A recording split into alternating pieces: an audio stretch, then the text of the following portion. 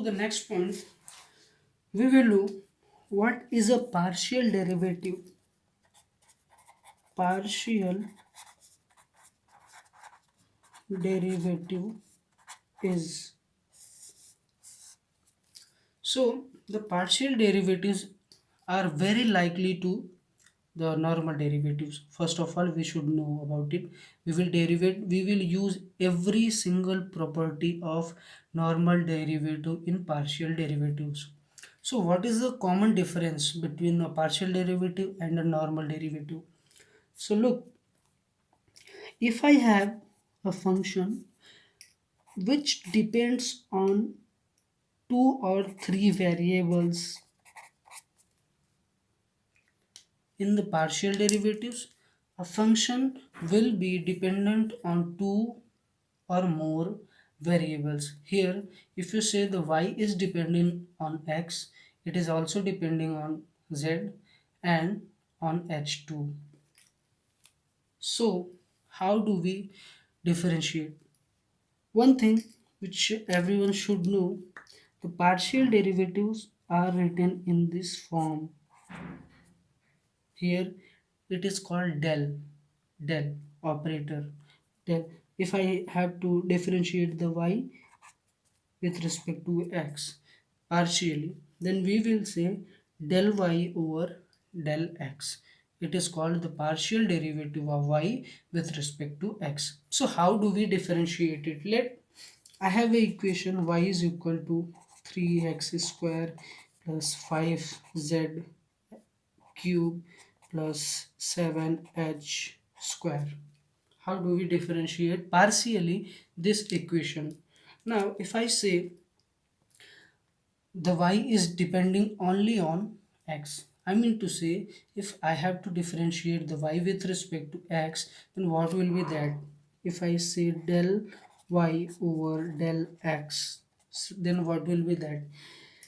In the partial derivative, one thing which you have to keep in mind while doing derivation, I mean to say while doing finding the derivative of that quantity with respect to the another variable.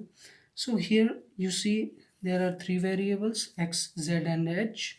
If you have to differentiate partially the y with respect to x, then all the remaining variables will be treated as constants. Keep in mind, rest of the variables will be treated as constant. So now look here in this equation, if I differentiate partially this equation with respect to x, then the differentiation of this will be 3 into 2, it will be 6 into x minus 1 of power, it will be x, plus here these variables will be treated as constant. So constant derivative of a constant is 0. Then the del y over del x will be 6x. Now if I have to differentiate this equation with respect to z, then what will be that? Then del y over del z will be, it will be treated as constant, then differentiation of this with respect to z will be 0. Now 5z cube we have to differentiate with respect to z, then the differentiation will be 5 power 3, which will be multiplied, it will be 15 into z square, the power will be reduced with minus 1, and h will also be treated as constant, and the constant derivative of a constant is also 0. Then del y over del z is 15z square.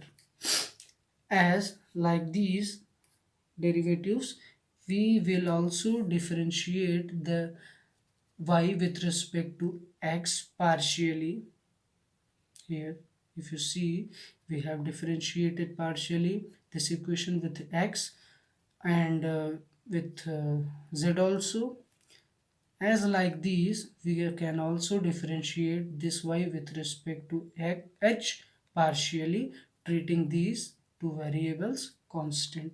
So now we will see what is the physical significance of the partial derivatives are. Now if I say I have a cylindrical shape, cylinder is like this, which have two circles, a height, and the radius of this is r I. Sorry, you can't see the image here. If I have a cylinder like this, it has a height and a radius also. Now if I reduce the height of this cylinder keeping the radius constant, the height will be now h prime and the radius is r. It is constant. If I reduce the height with respect to this quantity, which is called h prime, and the radius is same, then what is use of partial derivatives here? Now look, what is the volume of a cylinder? Cylinder volume is v is equal to pi r square h. The volume of the cylinder depends on two variables, it is r and h. So now if I reduce the height keeping the radius constant, then here I will use a partial derivative. If I differentiate the volume with respect to, I have changed the height only, so I will differentiate it with respect to height. So now the differentiation will be look like that. It will be pi r square. Why it is that? Because we have yes, we have differentiated h keeping r constant. So what we got is, we have got the area, the change in the volume with respect to height will be the area of circle. Now moving to the next point, if I differentiate this volume partially with respect to the r, the radius, if I change the radius of this cylinder keeping the height constant, we are not changing the height but we are reducing the radius, then what will be the partial derivative of volume? Here if I see, the volume is written as pi r square h. So now it will be treated as constant, it will be treated as variable. So differentiation of this variable will look like 2 pi r h. It is the perimeter of a circle. Sorry, if I add here one thing, then it will become this. Here if I add up this thing, so leave that.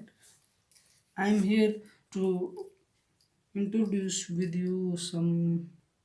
So now if I differentiated the volume of this cylinder with respect to the radius keeping h as constant, because we have reduced the radius keeping the height constant, we have kept the height same, so the change will be look like this. And here if I differentiate it partially, the volume of the cylinder with respect to the height, it will look like this. So you have got the difference, what is the normal derivative and what is a partial derivative, and where we use a normal derivative and a partial derivative. So if you like the video, don't forget to thumbs up, pressing thumbs up, and also don't forget to subscribe to Photonic Edu, and also press the bell icon for more updates on physics fact.